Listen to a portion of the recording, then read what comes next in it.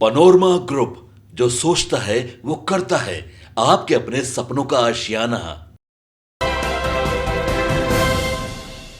नमस्कार, आप देख रहे हैं सिटी पोस्ट और मैं हूं अभिषेक मिश्रा। देखिए, तेजस्वी यादव की बात करेंगे। नेता प्रतिपक्ष तेजस्वी यादव एक बार फिर बिहार यात्रा पर निकल रहे हैं। कार्यकर्ता आभार यात्रा पर निकल रहे हैं और बिहार उपचुनाव के जो रिजल्ट आए हैं उसने जाहिर तौर पर तेजस्वी यादव को झटका दिया है। आरजेडी के लिए ये सबसे बड़ा झटका है।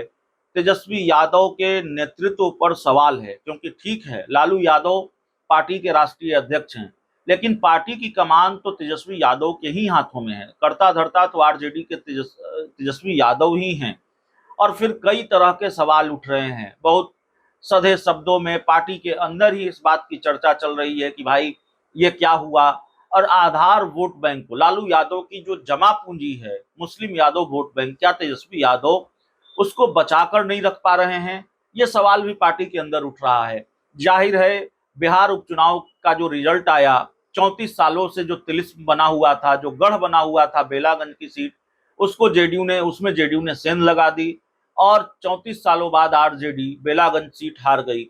रामगढ़ सीट जो आरजेडी ने जीती थी, वो वहां से आरजेडी के उम्मीदवार तीसरे नंबर पर रहे और प्रशांत किशोर की भविष्यवाणी बहुत सही साबित हुई कि भाई उन्होंने पहले ही कहा था, विधानसभा उपचुनाव से पहले ही घोषणा कर दी थी कि रामगढ़ में आरजेडी का उम्मीदवार तीसरे नंबर पर होगा। तो रामगढ़ में आरजेडी का उम्मीदवार तीसरे नंबर पर हुआ।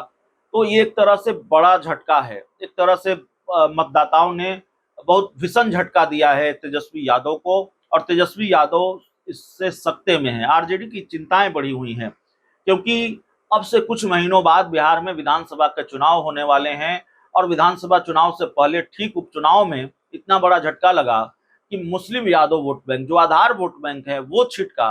अगर वो नहीं छिटका होता तो फिर जाहिर है बेलागंज का रिजल्ट कुछ दूसरा होता। बेलागंज में आरजेडी नहीं हारती, लेकिन जाहिर है छिटका है, नुकसान हुआ है और तभी तो आरजेडी को झटका लगा है। तो तेजस्वी यादव अब एक बार फिर फुल फॉर्म में हैं। और हालांकि अपने फुल फॉर्म से वो पार्टी को कितना फायदा दिला पाएंगे 2025 में क्या होगा, ये 2025 में पता चलेगा। लेकिन तेजस्वी यादव एक बार फिर बिहार यात्रा पर निकल रहे हैं। बिहार में कार्यकर्ता आभार यात्रा पर वो निकल रहे हैं। इससे पहले भी वो कार्यकर्ता आभार यात्रा पर निकले थे।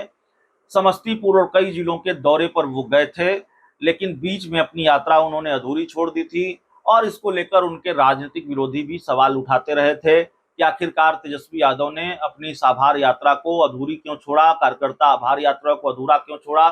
तो तेजस्वी यादव एक बार फिर दिसंबर महीने में आभार यात्रा पर निकलेंगे, कार्यकर्ता आभार यात्रा पर। और आरजेडी के विधायकों को भी क्षेत्र में लौटने का फरमान जारी कर दिया गया है। तो चुनाव के मोड में है तेजस्वी यादव। उपचुनाव के नतीजों से शायद सबक लिया है। खतरे की घंटी जो बजी है उनके लिए, उसको शायद उन्होंने सुना है।